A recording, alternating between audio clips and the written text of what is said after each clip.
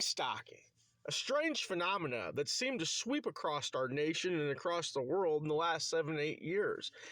It's always been around, but it's got real popular. Are all these people just going crazy and reporting the same things right around the same time? My name's Resistance, a spellbreaker. Allow me to open up your eyes today. So ever since the founding of this country, there were people who were in secret societies who had other agendas in mind rather than our Constitution, okay? And what these people have done is they've infiltrated just about every branch of government. So there were people who weren't going to go along with what they wanted, obviously, because it's diametrically opposed to what our Constitution says. These people had to be intimidated, okay, out of their position. Sometimes they wouldn't be intimidated, so sometimes they had to be killed. That opened up a big problem for them because when they kill somebody, it makes everybody look at them all the more so. And it makes them think back at them all the more so, and the things they said all the more so. So rather than kill somebody, what they want to do is make that person look insane. And that's much better for them. And so what they did is they studied the human brain, and they found strategic little ways to do things to people to make them go crazy.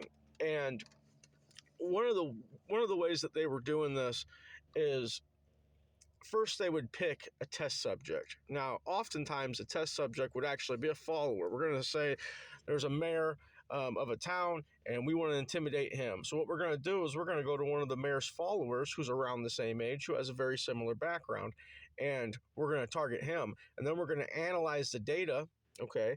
And then we're going to see what worked on him and what didn't, and then we're going to use that to actually target the real person, okay?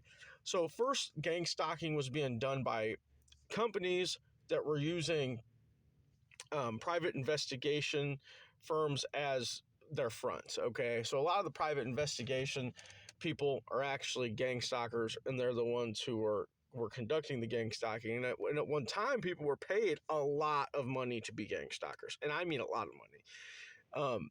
But what happened is that they're working for people who are high up in the city. The people who are high up in the city, they don't want to pay. You know, you got to think you're paying 5 or 6 guys to follow someone around all day. I mean, you're paying out thousands of dollars a day to gang stalk someone, you know, and if that goes on for a couple of years, I mean, just imagine, how quick that adds up.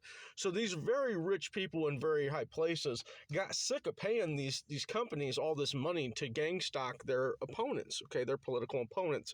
So what they did is they used that. I believe they got some of the people from these companies to work for them and show them how to do it. And then I think that they used the Neighborhood Watch and the Citizens Patrol programs as fronts for their gang stalking. So the private investigation place was a front for gang stalking, and now we have the Citizens Patrol program, which is a front for gang stalking. And this made it much, much cheaper for these people because they were able to approach people who were in messed up positions. Oh, hey, you got caught with an ounce of crack? You could go to prison, or you can come be on the program. And I think it made it a lot cheaper and readily available to them to gang stalk people. And it also works because gang stalkers that worked for the private investigation company, they were getting paid a lot of money, and the gang stalkers that worked for the Citizens Patrol program ain't making shit. They're driving a used car. They're in a shitty apartment somewhere because the high up people in town own the apartment building. It doesn't cost them anything to let them be there. And oftentimes they're tax exempt somehow, and they're paid with gift cards, and they're getting these gift cards for 5 cents on the dollar. And it made it to where to the gang stalker, he feels like he's getting a good deal. He has a car, he has gas cards, he's getting $100 gift cards every day to Walmart. He can get whatever he wants to, and he has a house, and it's a good deal for him, but it's very, very, very cheap for the people in high up places. So when gang stalking made its big effect and everyone started to hear about it, I think it's because the Citizens Patrol programs kind of became a big thing.